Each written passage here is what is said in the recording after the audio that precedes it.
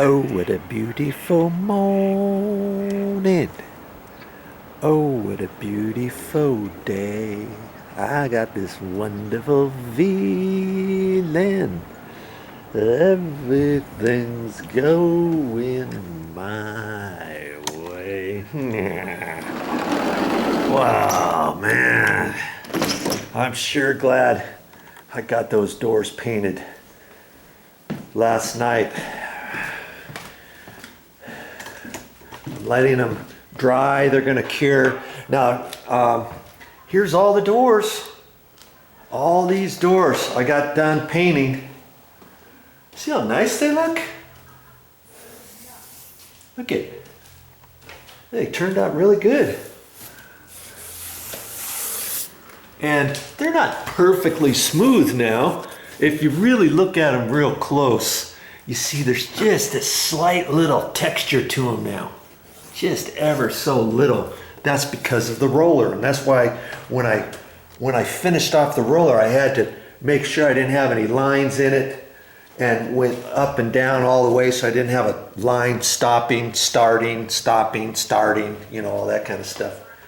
And I think they turned out really, really good. I'll take a quick look at them. I'll turn the light on, make sure I don't have any little runs on any little spot here. And I checked them last night, and they looked pretty good, but you know, they're gonna be set in here for 4 or 5 days or more, because I'm not gonna install those until I get all the door frames painted and get everything painted inside the condo. So here they're gonna sit. And you see, remember I told you I wasn't gonna get much paint on the craft paper. Well, I got a little bit more than I thought, because the roller kept wanting to spit some out when I tried to clean the roller off. I got a little bit on the concrete too. And I'm going to clean that off today. I don't want to get it set on there too long, then it's going to be harder to get off. But it's a latex enamel, it's water-based. Clean up, and I'll get all my stuff kind of cleaned up and kind of set up for my next step. And what is my next step? Pray tell. I'm going to be painting this entire condo in here. Okay, and that goes for all the ceilings are going to be repainted, the walls, the door frames, the baseboards, the window stools, the handrail going up the stairs. I'm going to end up taking that off, and I'll put that in the garage and paint that. This little thing here, you know, this railing section. And I'm like, okay, am I ready to paint? I've got all the light fixtures down, all the things on the walls, the cover plates, the light switch plates and all that. And I'm not ready to paint just yet. And incidentally, when you get ready to paint, what's the first thing you're going to paint? Yes, you're going to paint all the ceilings first. Okay? And then you're going to paint the walls. After that, and see, I'm going to paint the walls with a roller, and then I'll get kind of close to the doors, the door frames, and the top edge of the windows, of the baseboards and all that kind of stuff. Okay? And I won't cut that in. I'll cut that in last, because then after that, I'll paint the door frames and the baseboards. That way, if any of my cut in on the top edge of the baseboard for the white, or around the edge here, if a little bit of that gets on the wall, that's okay. I can get a little bit on there, because then the last thing I'll do is, after I paint this wall to about here, then I'll cut this little bit in with the paintbrush. It's easier to cut your wall into the door frame rather than your door frame into the wall. Does that make sense? And I mean, if you were a professional painter, they'd say, hey, I don't care what you do. I'm good. I'll do it however. I can, you know, somebody paints the walls, they cut in the walls, and then somebody else goes along and paints the baseboard or something, you know, cuts it all in. But you're not a professional. So see, if you paint the baseboards first, and if you paint the door frames first, let's say, when you get ready to paint your ceilings, you might get a little bit of paint droplets coming down, getting on top of the edge of your face of your door casing, let's say, or some drips come down and hit on your door casings, or when you're doing your walls and you get a little spit of dusting of paint that drops, now you get some of those droplets you get on your trim of your baseboard, not necessarily this flat area, but your OG trim. You might get some of these little things. See, this is from somebody painting the wall after they painted the baseboard. See there? There's another little drop. There's a drop. There's some there. Here's some more gray paint, right there. See? Just little bits. That's because there's some more right there. That's because whoever did this, maybe they decided the baseboards were already painted and they went to repaint all the walls. And they thought, I'm not going to paint the baseboards, we're just going to repaint the walls. And you get little bits of paint stuck on there, and they didn't go back and wipe it off. See? Well, if you, now, for me, I'll do the walls first, and then I won't cut in the top, the bottom of the wall from here down. I'll wait, and then if I get any drips on here, I'm going to be repainting the baseboard anyways, right? So I can paint over those drips, or I can wipe some of the drips off, whatever. Okay. Then the last thing I do, then when I cut in the baseboard, that's going to be a pain in itself because it's right down next to the carpet. I'm going to have to put masking tape from here over and stuff because I don't want to get it on there. And there's going to be only so close I can get it. See, the last person, they stopped their paint right there. See, from there down, they didn't paint it the last time they were here, did they? See, they didn't cut it in because they were afraid to get some paint edge on the carpet. And I'm gonna have to put the masking tape and kind of roll the masking tape over this edge just a little bit. But after I do the baseboard, see, I can cut in the top edge of the baseboard with my white paint. You see? And then if a little bit of the white paint gets on the wall, that's okay because I'm going to be repainting the wall, and then I'll cut that in. It's a process. Okay? I'm going to have to recalk everything and all that kind of stuff. I'll look on the top edge of the base and see how well it looks. If there's any imperfections in certain areas where I feel the caulking has dipped down lower than the bottom top edge of the baseboard, I might want to recalk some different areas. Of course, I've got to recalk around the door frames. I've cleaned all that stuff out. I'm going to have to clean all that kind of stuff. It's all in the prep, baby. It's all in the prep. But enough of that. So I know the first step when I come in here to start painting is the ceilings. And then I'm going to do the walls. Okay, but before you even get your paintbrush, your paint roller out, there's something important you have to do. This condo is 15 years old. What do you suppose it is? I'm going to have to take a broom and I'm going to sweep down the ceilings and make sure I don't have any cobwebs in the corners and stuff. I've got to vacuum off that ledge up in there, and then I have to sweep the walls down. You'd be surprised at how much dust accumulates over the years and gets on your wall. Okay? And so if you leave all that dust on there, you're not going to get as good of a paint job when you're painting. You know what I mean? And it's just a good habit to get into, especially if you got an older place. Well, you know, this is 15 years. Do you ever suppose anybody ever has wiped these walls down, have swept these walls down, have vacuumed these walls, wiped the walls down with a rag, anything, ever, after they did the first paint? No. Or after they did the repaint. Somebody came in here and repainted all this. I know this is not the initial original paint. Because see, when I took the light fixture down, here I took down just a little track light section there, see? Okay, that was the color of the initial paint. See there? They didn't take that down, they just cut around it. Well, I took it down because first off, it was crooked. It wasn't even lined up straight with this corner or with the wall. That one was pretty much, this one wasn't. And it's just easier to take everything down. I was in the mode of taking everything down. I took the ceiling fan down.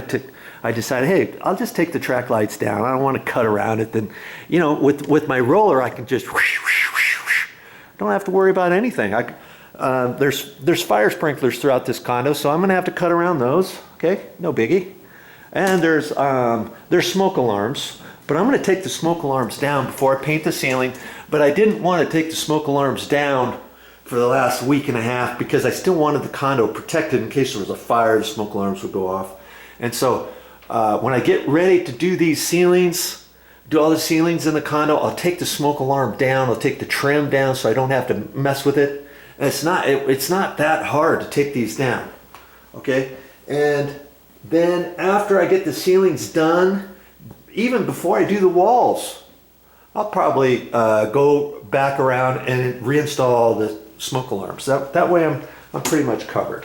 Okay, so my game plan today. What is my game plan? Taking my broom and sweeping all the ceilings, all the walls, and then when I get done with that, I'm going to take the vacuum and vacuum up the carpet from all the dust.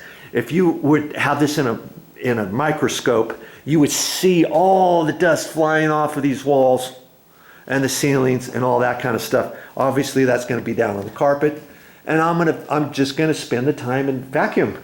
No biggie. I don't mind doing that. I got the whole upstairs to do. Hopefully, you've been watching my videos and you've seen a few videos before this one on different things that I've done here and that I'm getting ready to do, and I'm gonna make more videos too of some different things of when I'm painting and all that. I got to get a carpet guy here to stretch the carpets, re-stretch the carpets, and do all that. Now see this area here, I got up there and removed the air return and left the filter up there. And while I was up there, I wiped the ceiling from the corner over to the ledge here, at least that far.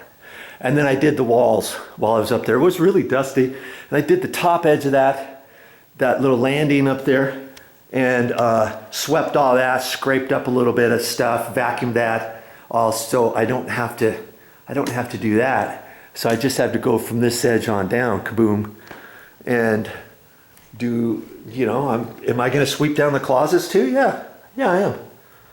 I'm going to sweep those down, sweep down this whole thing. I'm going to get up here as high as I can with the ladder and my broom and sweep that stuff down. Eventually I'm going to have to bring my extension ladder over here to get up there to paint the ceiling, to paint the skylight well, and to paint these walls up there because I only have a 8-foot ladder here, 8-foot fiberglass ladder, and that's going to only get me up there so close. And plus the ceiling's going to be white and the walls are going to be a different color, so I'm going to have to cut in. Had I not done that, I might have been able to use an extension paint pole, let's say, with my 8-foot ladder, and then when I get done with the roller, then I could cut in.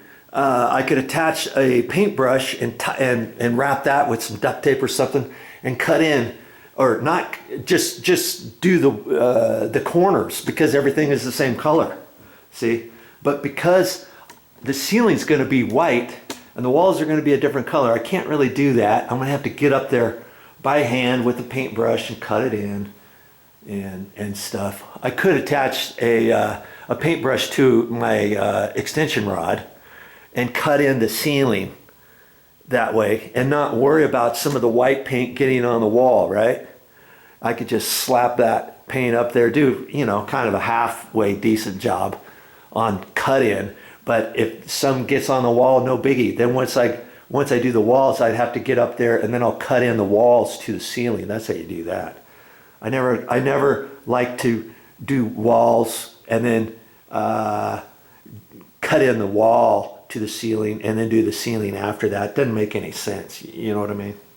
I'm trying to be as efficient as possible, trying to help you as best I can so that you can do it, so that you can do it yourself. You don't have to hire a painter to do all this stuff. You know, yeah, if you did, bye-bye $8,000 or $9,000, okay? Instead, you got to pay for some paint, and it pretty much after that, it's manual labor, you know? And I think you can do that. All right, enough of that. I'm gonna get things situated down in the garage, and then hightail it up there to the ceiling and start wiping these walls down. Oh, and this, see, there was another air return way up there. And so while I was up there, I got up on that landing. There's a little landing up there, see? And I've already vacuumed all that. I've wiped down the ceiling from this area here, from here down to here, and I did the wall section there, so I didn't get any dust and stuff on top of here. And then I swept that, and then I actually used my vacuum with the vacuum attachments and vacuumed the top of that and the top of that over there as well, so I don't have to get up there. So I'm gonna have a nice easy day today. And man, it took me all day getting those doors prepped and painted and figured out. By the time I got the roller out, it was close to 4 o'clock yesterday, and I thought, I want to get these done. We're in the middle of winter, and we got kind of a hot spell right now in the low 60s, believe it or not. Mid-winter in the low 60s? Are you kidding me? And so it's going to be like that for another 4 or 5 days. So I thought, hey, I'm going to paint the doors now instead of painting the condo. If it turns cold, it's going to turn cold in 4 or 5 days, and we're even going to get some snow.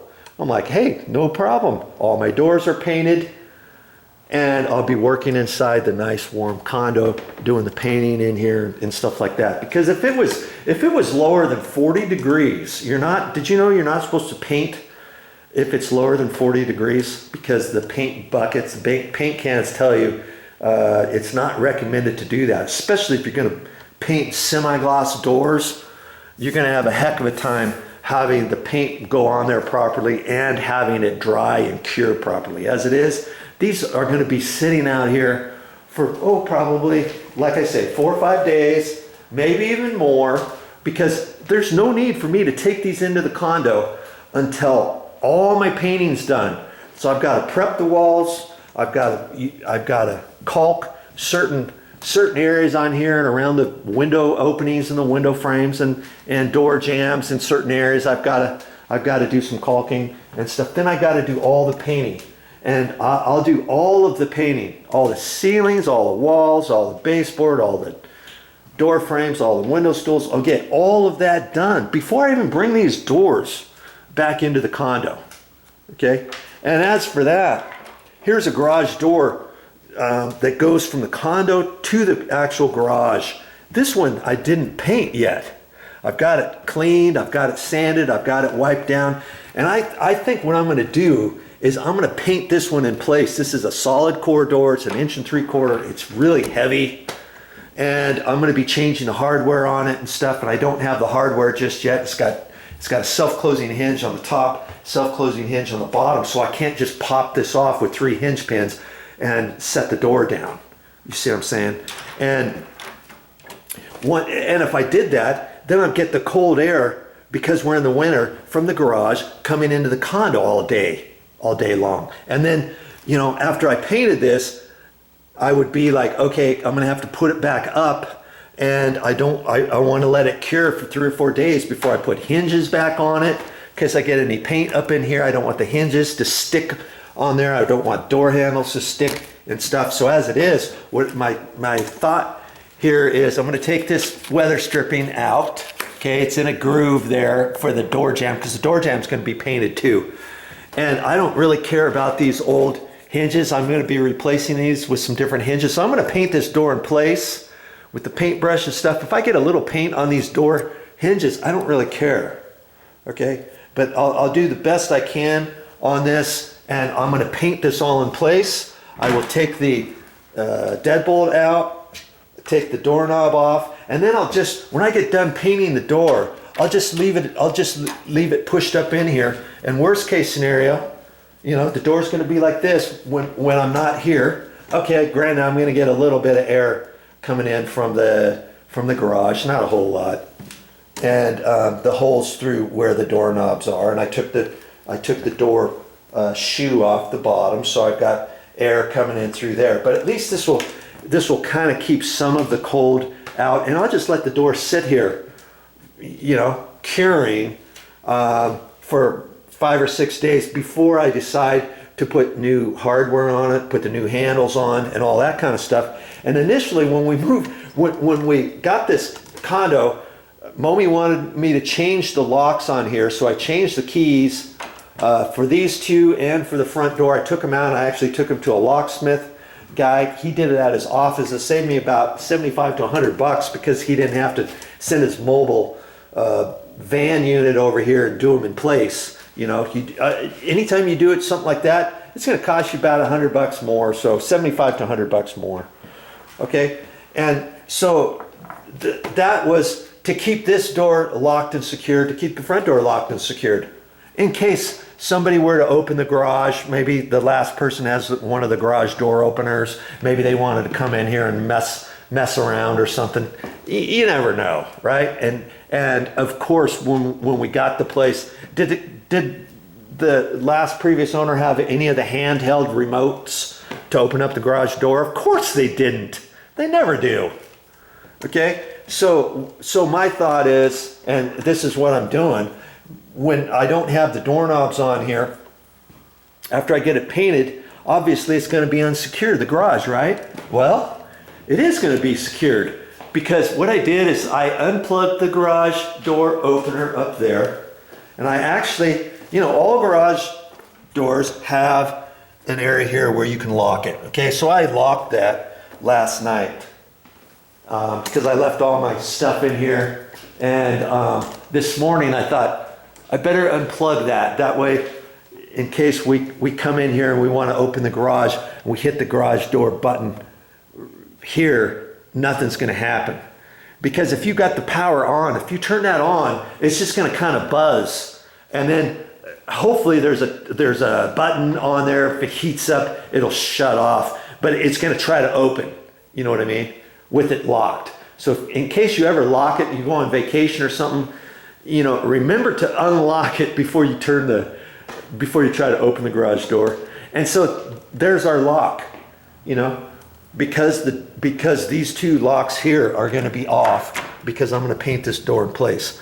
I don't know when I'm going to paint that. I was thinking of having a nice easy day today, because I stayed here till at least, what was it, 8 o'clock before I left. So when I first started painting these with my mini roller, and before I did the mini roller, I had to use a paintbrush and paint all of these in here. Boom, boom, boom, boom, boom.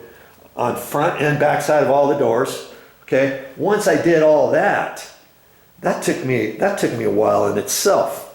Once I did all that, then I was ready for the paint roller. Okay. So by the time I got to start on just the rolling for the mini roller, it was like 4 o'clock. And I got out of here at 8. So in 4 hours, I did all of these doors with the mini roller on both sides, on the edges, and the back side, the front side, the panels, all that. Got it all cleaned up. 4 hours. I thought that was pretty good. And so I'm a little tuckered out today. So I don't think I'm going to get into the paint today. I think I might save this door and paint this door tomorrow, which is no biggie. I'm gonna I'm going to be a sweeping fool here in a minute. All right? So that's what's on my agenda today. What are you doing? I hope you're doing something good. Well, that's all I got for this time. But I'll be back with more videos. Okay, well, I think that's all I have for now. Well, that's all I got for this time. But I'll be back with more videos. I gotta get to work.